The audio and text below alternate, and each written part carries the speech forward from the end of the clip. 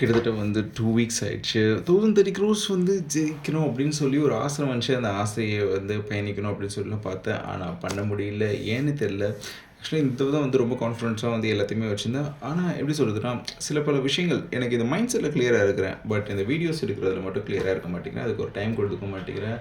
இந்த மிஸ்டேக்ஸ் எல்லாத்தையும் வந்து சரி பண்ணணும். சரி பண்ணுறதுக்காக தான் நான் என்ன யோசித்தேன் அப்படின்னு பார்த்தீங்கன்னா, ஒரு சேரும் டேபிளும் வந்து வாங்கிட்டா கொஞ்சம் நல்லாயிருக்கும் அப்படின்னு சொல்லி தான் பார்த்தேன். அதனால தான் இதுமாரி வந்து ஒரு சேர் வாங்கினேன். அதுக்கப்புறம் அந்த ஒரு டேபிளும் வந்து வாங்கினேன். இது ரெண்டுத்தையும் வாங்கி டே பை டே நான் வந்து டே பை டே என்ன ப்ராசஸ் பண்ணணுமோ அந்த ப்ராசஸை பண்ணி வீடியோஸ் வந்து அப்லோட் பண்ணலாம்.